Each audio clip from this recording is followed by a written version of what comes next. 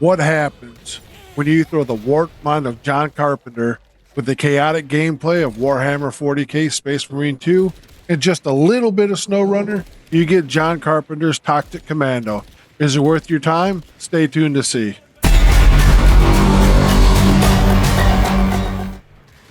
Welcome back to the channel. Today, in case you haven't guessed yet, we are reviewing John Carpenter's Toxic Commando. Developed by Saber Interactive and published by Focus Entertainment, Toxic Commando is a 1 to 4 player co-op action shooter reminiscent of games like Left 4 Dead. As soon as you click play, you're thrown straight into the fray. You play as one of 4 mercenaries hired to bring a package to scientist Leon Dorsey, who just happens to be the cause of the apocalypse when things go completely sideways and you end up getting infected. Luckily for you, Leon, the man who hired you, has a device that slows the rate of the infection. While Leon states that won't cure them, it does grant the wearer what can best be described as some sort of superpower. Now, I won't give all the story away, so you still have a reason to play it yourself if you'd like. Toxic Commander's story reminds me of the campy horror and action movies of the 80s. Cheesy one-liners? Check. Over-the-top action? Check. Story is cliche? Check. Not that that's a bad thing. Those of us who are alive in the 80s can confirm sometimes you just want the type of entertainment where you can just shut your brain off and enjoy a bunch of mindless zombies getting laid to rest. But if you'd ask Leon Dorsey, calling them zombies would just be redundant. You have a good variety of weapons and customizations, as well as a few different outfit choices you can unlock. Although the outfits are mostly just color changes, you also earn skill points to level up your character and upgrade your skills. You can add charms and paint to your weapons and vehicles to add just a bit of uniqueness to your loadout. Toxic Commando launched with just 9 maps, including the tutorial, which I know doesn't seem like much. However, the maps are fairly massive and there is quite a bit to explore in each map. The roadmap for Toxic Commando includes free updates slated for June and September of this year, which will add more maps. You start off on foot at the beginning of each mission and can find a variety of vehicles to make traversing the maps quicker. However, if I may make a suggestion, make sure you try and get one with a winch, because for one, you will get stuck in the mud, like a lot, and there are certain doors or containers that can only be opened with a winch. You select and customize your loadout before you embark on each mission. However, you will also be able to find quite a bit of additional weapons and explosives all around the map. You will also find a special weapon on each map, like a 50 BMG sniper rifle or a 100 round LMG, to pick up a second primary, making taking down the zombies a bit easier. Now for some cons. The biggest one for me would be the need to constantly be connected to the internet to play even the single player mode. I believe this whole games as a live service trend needs to disappear. Just look at examples like Concord, The Cube Save Us, or in the case of Suicide Squad Kill the Justice League, ended up losing Warner Brothers Discovery $200 million. I will, however, say that for Suicide Squad, at least Rocksteady Studios made it so you're able to play the game offline single player.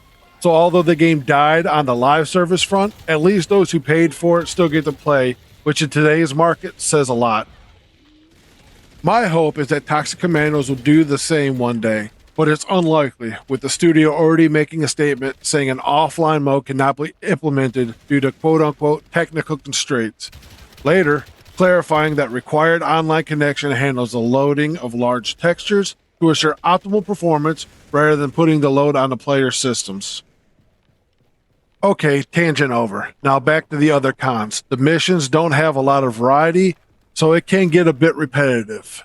If playing solo like I do, the AI bots are rather unhelpful and will walk right into your crosshairs as you're trying to take out zombies. Then, have the audacity to yell at you for hitting them by mistake. While there are 9 missions, there is no substantial in-game content to keep players engaged for the long term. There are 4 classes. Striker, which is your damage dealer, focus on clearing enemies with explosive fireball ability. Medic, which I'm sure you can guess, specializes on keeping the squad alive when upgraded and can get more range, faster healing, and ability to self-revive. Operator is kind of the tech class It uses a combat drone for damage and utility, as well as a team's vehicle specialist and defender, which is a tank of the group, as power provides allies with a deployable dome-shaped shield for protection. However, their upgrades feel somewhat shallow and underwhelming due to long cooldown times. With that being said, the game hit it out of the park with me, with the massive hordes using the Swarm engine. With the semi-open map, the vehicle mechanics are a plus. They use the same mud tech that was inspired by games like SnowRunner, requiring you to manage your fuel and turret ammo, as well as the use of the winch to navigate the terrain and opening some of the doors that require it.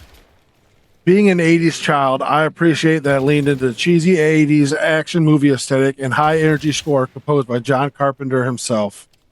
Toxic Commandos does support full crossplay across both PC and consoles.